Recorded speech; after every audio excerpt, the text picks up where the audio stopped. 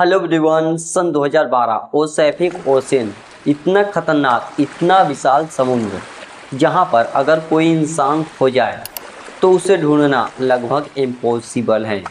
और इसी अनंत के बीच एक छोटी सी नाव लहरों के साथ बह रही थी। इस नाव में एक आदमी बैठा था जिसका शरीर कमजोर हो चुका था। उसका शरीर धूप से जल चुका था, आंखें धुंधली पड़ चुकी थी, लेकिन उसकी सांसें अभी चल रही थी। तो दोस्तों, ये स्टोरी है एक ऐसे आदमी की जिसने समुद्र में 338 दिन तक मौत से लड़ते हुए जिंदा बचे। और उसके साथ जो जो हुआ आपके रोंगटे खड़े कर देंगी।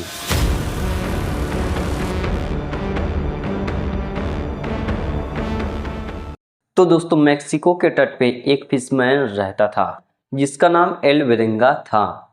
यह रोज सुबह जाता था मछलियां पकड़ने समुद्र में, फिर शाम तक वापस आ जाता था। समुद्र जैसी डरावनी जगह इनके लिए कोई डरावनी नहीं थी, क्योंकि इनका रोज का यही काम था, सुबह जाना मछलियां पकड़ना, शाम तक चले आना, क्योंकि इनका रोजगार ही यही है। रोज की तरह एल वेरेंगा ने मछलियां मारने निकला और अपने एक साथी को लेकर एक मोटर बोट से निकला। उसका प्लान सिंपल था, डीप सी में जाकर मछलियां पकड़ना और शाम तक वापस चले आना।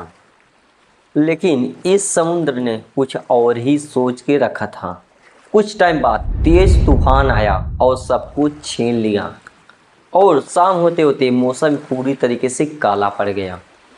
हवा तेज होने लगा, धीरे धीरे और ज़्यादा लहरें उठने लगी, और कुछ समय बाद समुद्र एक तूफान में बदल गया और तेज बारिश आ गया। इनकी छोटी सी बोट समुद्र के सामने खिलौना बन गई। कुछ समय बाद इंजन इनका बंद हो गया, जीपीएस काम करना बंद कर दिया। अब इनके पास ना ही डायरेक्शन था, ना ही इनका इंजन। इन्होंने इंजन बनाने की कोशिश की, लेकिन इंजन नहीं बना। अब ये दोनों समुद्र में पूरी तरीके से खो चुके थे। इन्हें लगा कोई हमें रेस्क्यू कर लेगा, लेकिन कोई रेस्क्यू नहीं आया। कुछ समय बीतता गया और इनका इंतजार डर में बदल गया। इनके पास अब पीने वाला पानी भी नहीं बचा। अब यहीं से शुरू होता है असली सर्वाइवल। एल वेरेंगा ने हार नहीं माना। उन्होंने अपने एक्सपीरियंस का इस्तेमाल किया। अब समुद्र से हाथों से मछलियां पकड़ना शुरू किया और उसे बिना पकाए खाना शुरू किया, क्योंकि उनके पास आग जलाने का कोई तरीका नहीं था। और जब कभी कभी बारिश होती थी, तब बारिश का पानी अपने कंटेनर में इकट्ठा करके उसी से प्यास बुझाते थे। और कभी कभी कछुओं को पकड़कर उसका खून पीकर खुद को जिंदा रखते थे। और एक दिन एल वेरेंगा का साथी ये सब सह नहीं पाया।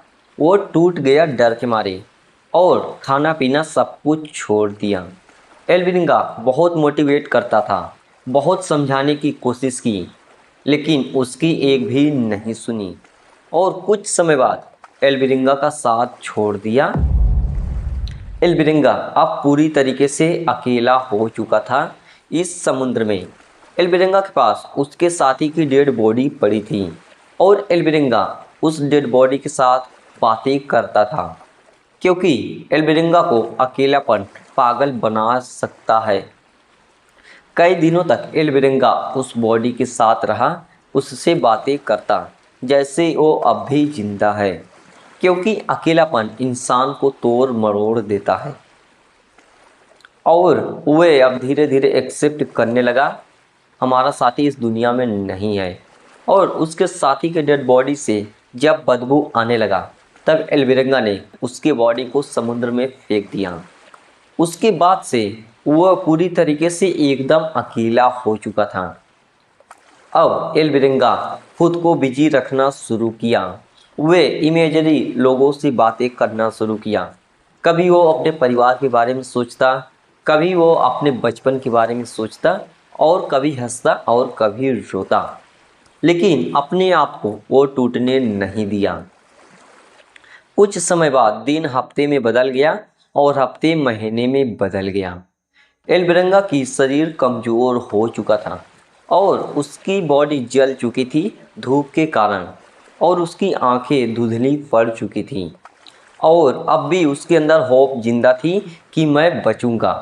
वह हर दिन कच्ची मछलियों को पकड़ कर खाता और यही सोचता रहता, मैं जिंदा वापस घर जाऊंगा।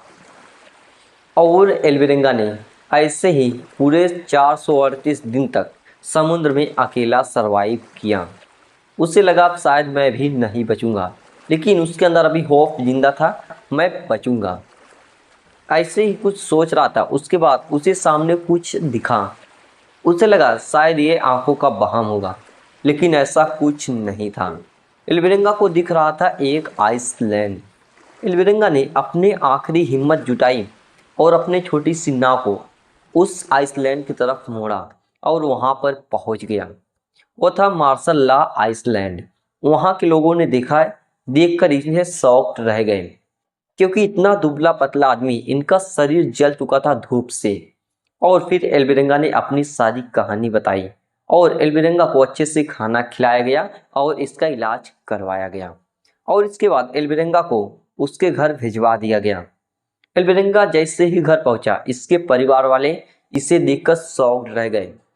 और फिर एल्वेरेंगा ने अपने परिवार को सारी कहानी बताई और उन्होंने लास्ट में ये कहा, इंसान की विल पावर और हिम्मत खत्म हो जाए, लेकिन फिर भी हार नहीं मानना चाहिए। तो दोस्तों, आपका राय क्या है इस वीडियो में कमेंट जरूर करना। तो चलिए दोस्तों, फिर मिलते हैं किसी नेक्स्ट वीडियो में। आप ऐसे ही इंटरेस्टिंग वीडियो के लिए चैनल को सब्सक्राइब करके एक लाइक जरूर कर देना और बेल आइकन ऑल पे क्लिक कर देना। तो चलिए, बाय बाय।